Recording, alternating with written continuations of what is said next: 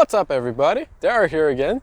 Yeah, today I wanted to show you guys a video, just a walkthrough through the farm, mostly in the ex-tomato greenhouse, and just showing you guys everything that's been going on the farm.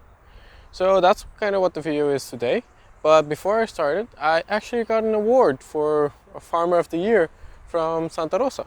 I was not expecting that. This award is for the Farmer of the Year of 2021 of the primary sector. This was given to me by a minister and also from the director of Santa Rosa. So Santa Rosa is like a department of agriculture here in Aruba. So I was quite I was shocked to be the least that I got an award. So yeah, thank you for everybody who made that award possible. I was not expecting to get an award. I just thought I was just a crazy farmer trying to plant, and I got an award for being crazy. But yeah, thank you to everybody who made that possible, and I do appreciate it quite a lot. So I actually got that award in April, but it didn't really fit into the last video, and I already was finished editing the video, so I didn't want to really squeeze that in because it became a bit long, being that was my longest video that I ever made. And yeah, but either ways, I want to show you guys what's happening in the tomato greenhouse, where there is no tomatoes. As you guys can see behind me, there is no tomatoes right now. There's only kale and some peppers on both sides. And yeah, no tomatoes in the tomato greenhouse. So what happened? So yeah, what happened is that because I've been planting tomatoes about 4 years in a row in this greenhouse, I have recently gotten a fungus that is more aggressive to the roots of the tomatoes. This is pretty common in the tomato industry. The normal way that they will try to mitigate that from not happening is start using grafting tomatoes, like using a rootstock tomato that is resistant against the fungus, and then they put a tomato that normally produces high amounts of fruit, and then they will graft them together so that you can still produce tomato year round at the same place, day in, day out. It wasn't really a problem of nutrient because these beds are really packed with nutrients, so I know it's not that.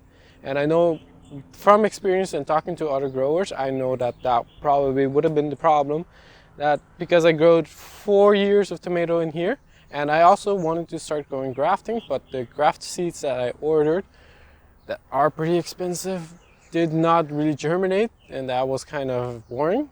That was kind of sad. So I wasn't able to graft any tomato in time to test it out, to start growing tomatoes back in here. It's not that big of a deal because I could switch over the crops into kale. This is a very good kale, so I've been planting it very densely to check out the production I can get out of it. So far I am very impressed with it. This is a very dense planting. As you can see here, they're 1 foot apart. And in this area, this is the second area, I did 1/2 foot of spacings in between, but I did a diamond pattern. So this bed is pretty much more dense than the one at the other side. I have the kale, and each side we have 2 types of peppers. I just got a small snack pepper that I am going. Both of the peppers are sweet because I just prefer going sweet. Yeah. I just want to test out with sweet before I go into the hot peppers. But for now, I'm just going sweet peppers. In between the rows, one of the walkways that I've been using, I actually turned over the walkway and made it into a bed, like a small bed. This is the walkway, but you can see here that I just pretty much removed the walkway, I loosened up the soil. The same cabbage I planted last time, the small pointed cabbage. I want to test it out into this greenhouse to see if it works. So far, these cabbages have been growing without no problem. They're only here for around 2 weeks, and I am really astonished. I've already planted some new seedlings for the other pathway, and if it really works out well, I'm pretty much going to remove all my walkways here and just plant cabbage, because I don't need to walk here every day. So this greenhouse infrastructure is very expensive, and I want to make the best out of it any way as possible. So I have the cabbage. I got some peppers too at the side. Some of the peppers have already produced, I'm not very good at peppers yet because I'm noticing that some of them are not growing that great, but they are producing peppers. So one of the peppers I got from a neighbor farmer who gave me the pepper was a long, sweet banana pepper, if I'm not mistaken, it's called. And I've already gotten some few, so I can show you here. Excuse the plant. The plant is not going that great. It is sending out new leaves, but I don't know what's happening to it. But you can see that it has a pepper that's almost as big as it. So they are producing. There's one right here too. It's right next to it. So you can see there's one right here too. The reason why I'm testing out so many vegetables in the greenhouse, this tomato greenhouse, one, it's an expensive infrastructure. I want to maximize my income stream from this greenhouse, so that's primarily the objective of this. And the second is just because I've been consulting for another farm and they have a whole greenhouse setup, and I've really liked greenhouses now, and I really want to invest in some few more greenhouses. So the one that I made, I think I'm going to just save up and then make a bigger version of that. Probably gonna use a insect net rather than a shade cloth. I want to plant some leafy greens, so as like lettuce or arugula or something like cabbage that sometimes do get pest problems. But if I have an insect net already built into the greenhouse, I know that I'm not going to be having any problems in the future. It's just a better way to grow. So I've been really liking the greenhouse growing, and I've been testing out a lot of things here. And yeah, it's interesting. It's fun. It's really fun because the people who I'm consulting for, they are really open-minded and they are really crushing it. So I am very interested on seeing how it translates into soil. And so yeah, we're at the secondary plot. As the last video, I also mentioned that I'm going to be investing more into this.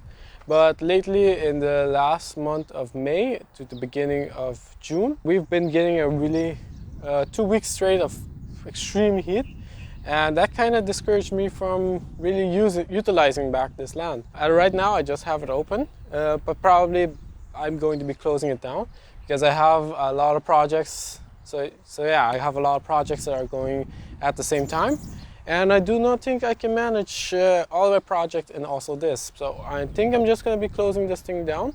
I have the silage tarps already. I have the silage tarp already at the back. So I'll just put it on top and make sure that the ground is covered, so that in the future when I restart this, I think at the beginning of October, this land will be weed free and we can just start planting it directly. This is the greenhouse, how it's been going. Last time I planted the tomatoes. These have been growing on and off, but I do think because of the heat wave we got last time, most of the flowers have been falling off. I do have some ripe tomatoes. As you can see here. Some of the birds have been eating some of my tomatoes. This is one of the biggest projects I have because I'm using around 20% less water to produce lettuce. It's the same setup, but just under a different greenhouse where you have more air gap between where the sun is, and then you have air gap under the shade cloth from the greenhouse, and then you have a different layer beneath that's also holding the moisture and the coolness of the temperature. So then you don't need to use more irrigation to water the plant. So that's the idea, and you can save around 20% of water. Whether it works or not, this is going to be the first test, and it's going to be in almost before the hot period. So now it's June. So yeah, I don't know when this video is coming out, but this project is going to be going to June, and I'm going to do the next bed over where the tomatoes are. I'm going to be removing those, and I'm going to be putting a bed here. So then I have 2 weeks difference between lettuce, so that I can monitor how the production is between those two beds. It's interesting.